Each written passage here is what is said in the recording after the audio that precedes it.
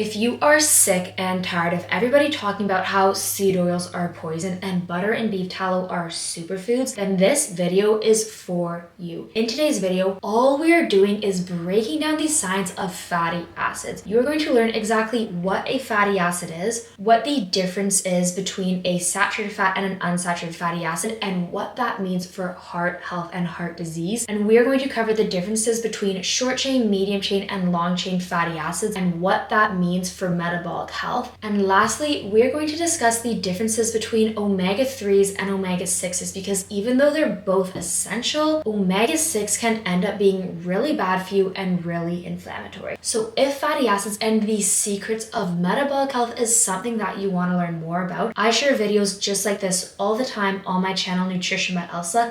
So make sure you subscribe so you do not miss out. What is a fatty acid? A fatty acid is a building block of a fat or of a triglyceride. Kind of like how amino acids are building blocks of proteins, multiple fatty acids can come together to make a triglyceride. In your body, fatty acids are used for energy. Fat is worth 9 calories per gram. Fatty acids are used to build cell membranes, skin cell membranes, neuronal cell membranes, which is why the types of fat that you are eating is so important for skin health and brain health. Fatty acids are also used for making hormones, and they can even regulate inflammation. From a health and biohacking perspective, the type of fatty acid that you eat directly affects how your body functions. Some fats fuel your brain, and some fats can even help improve cognitive function, learning, and memory. Other fats, bad fats, these can cause inflammation, clog your pores, clog your arteries, and disrupt your hormones. So not all fats are equal, and what actually distinguishes a good fat from a bad artery clogging, oxidizing, rancid fat is the chemical differences. So let's get into this and figure out what actually makes a good fat good and a bad fat bad. But first we need to understand what is a fatty acid. Fatty acids can be broken down into two parts, a carboxylic acid head group and a hydrocarbon tail. And this hydrocarbon tail is what distinguishes a good fat from a bad pro-inflammatory, artery clogging, unhealthy fat. This hydrocarbon tail is literally made up of carbons and hydrogens, and it can differ in length. You can have short chain fatty acids, medium chain fatty acids, and long chain fatty acids, or it can differ in degree of saturation. You can have saturated fatty acids and you can have unsaturated fatty acids. This hydrocarbon tail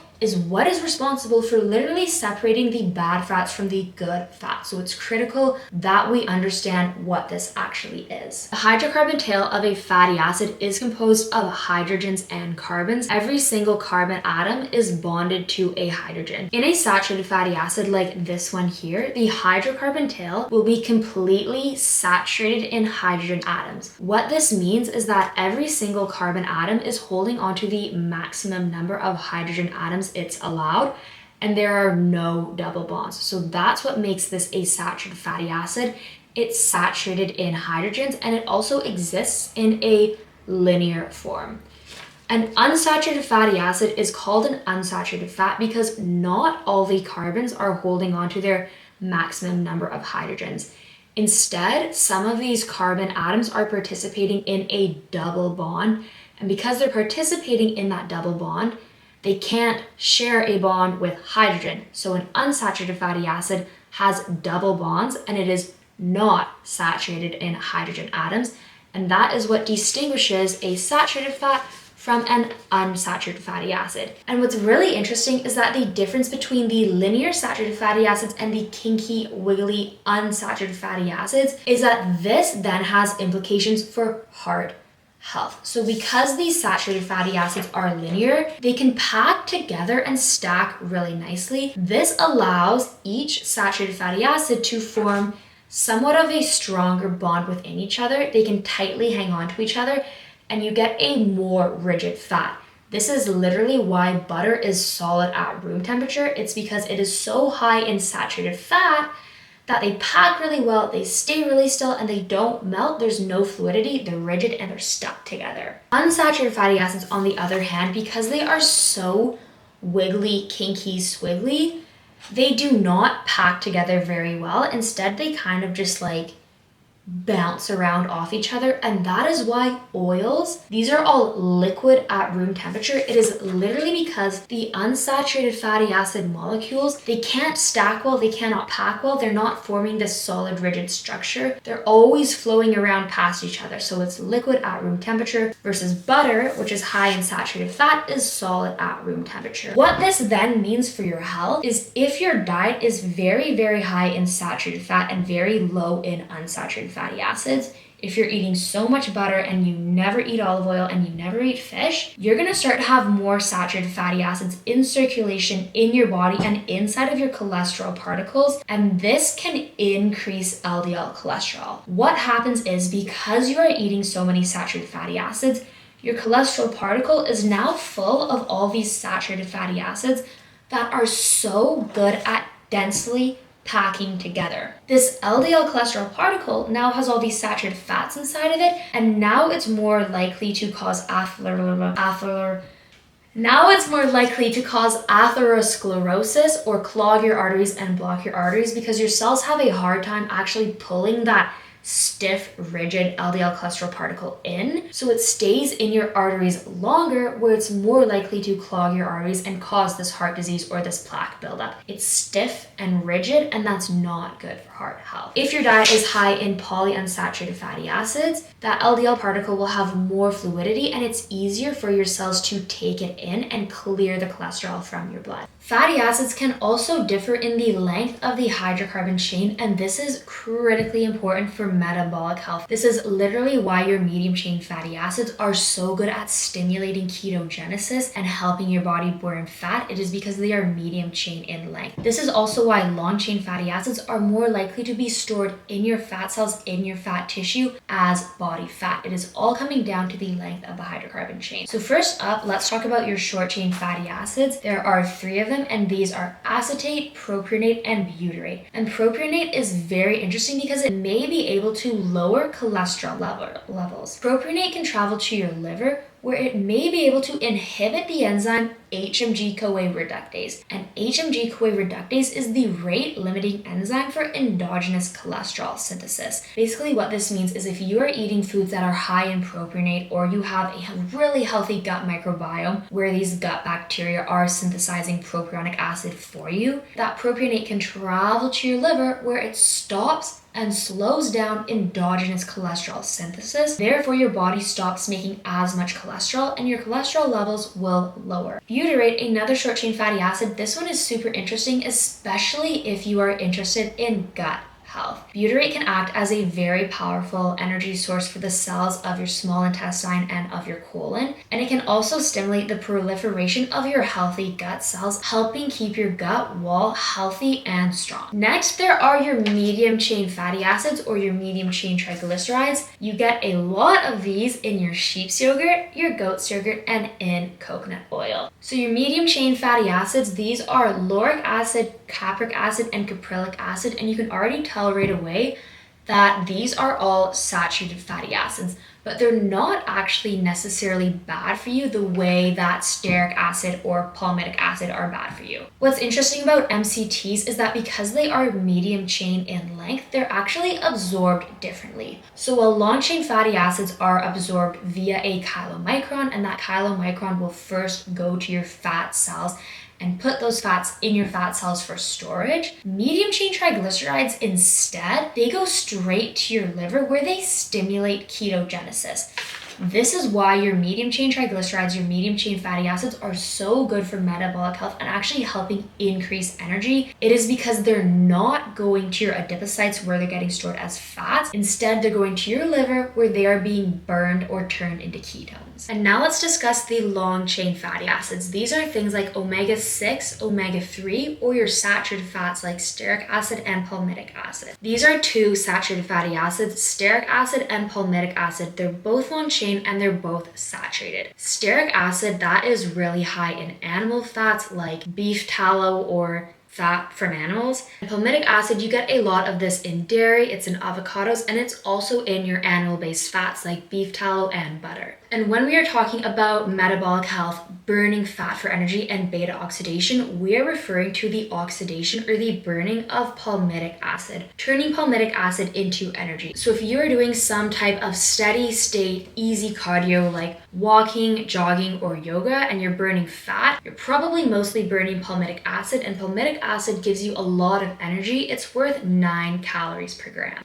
And then your PUFAs and your MUFAs, your polyunsaturated fatty acids and your monounsaturated fatty acids, these are all long chain fatty acids as well. And these ones are super interesting, especially when it comes to inflammation, heart health, and brain health. So you have 2 polyunsaturated fatty acids. These are linoleic acid and alpha linoleic acid. This is omega-6, this is omega-3. This one causes inflammation, this one lowers inflammation. It's better for your heart and it's better for your brain. Then there's also the monounsaturated fatty acids. There is oleic acid omega-9 and palmitoleic acid omega-7. These ones are also both good for heart health. They help lower LDL cholesterol and raise HDL, and they're super good for skin health as well, where they have some antioxidant capacity. But let's flip it over back to your omega-6s and your omega-3s, and let's chat a wee little bit about inflammation. So essentially, omega-3 alpha linoleic acid and omega-6 linoleic acid both have roles in the immune system where they help regulate inflammation. Omega-3 is anti-inflammatory and omega-6 is pro-inflammatory. If you are eating a diet that is very high in omega-6s, you are directly increasing inflammation. If you are eating a diet that is rich in healthy omega-3s and lower in omega-6s, then you are helping lower inflammation and you're helping create a nice, healthy environment for your cells, for your arteries, and for your working tissues. So how does this all work? How does omega-6 cause inflammation? How does omega-3 decrease inflammation? Well, both omega-6 and omega-3 are precursor molecules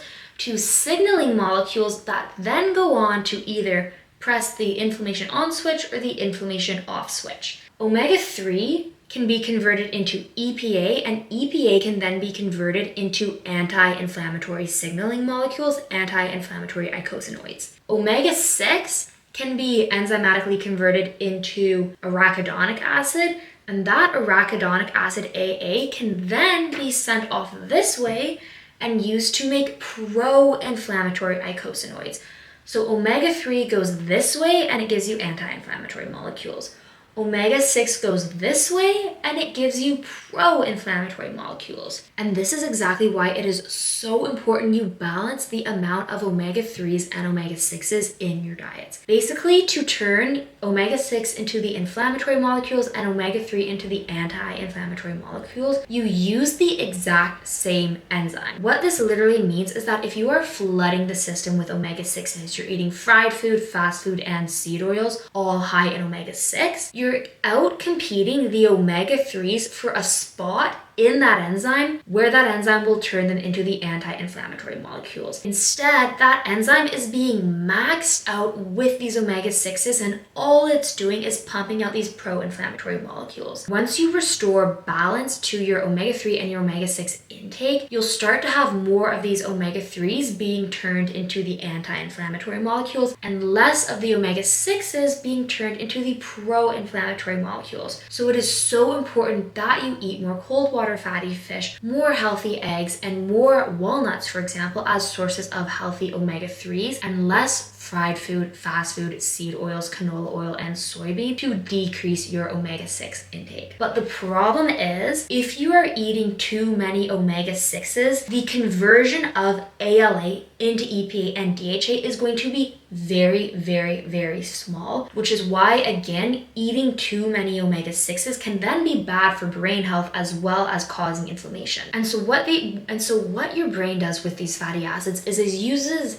EPA and DHA to help build these nice, plush, fatty layers of myelin, the membranes that insulate neurons. So neurons, these are like your brain cells, and these are what your brain uses to send electrical signals. Your neurons literally allow you to think, learn information, form memories, or even control your body's movements. Your neurons create your brain, and your neurons are wrapped in these fatty myelin layers that insulate them and help keep them healthy and help keep them firing faster. Your myelin sheath is largely made up of EPA and DHA, as well as a few other unique fatty acids like sphingolipids, phosphocholine, or sphingomyelins, and it's also made up of a few proteins as well. But what you have direct control over is your intake of omega-3 fatty acids, and studies have shown over and over again that if you are eating more EPA and DHA rich foods, things like sardines, cold water fatty fish, or if you're taking an EPA DHA supplement, you can help increase brain health, learning, memory, mood, happiness, and even cognition. And that is how the omega-3s are so important for brain health. Oh, it's hot in here. This concludes today's mini masterclass on fatty acids, and if you want to learn more about fatty acids and metabolic health, make sure you subscribe to this channel, Nutrition by Elsa. I share health and fitness content just like this literally all the time, pretty much every week, so make sure you subscribe to this channel so you do not miss out. Peace out, everybody. Have such a fantastic day, and I love you all. Have a good day, which I already said. Okay. Goodbye. See you later.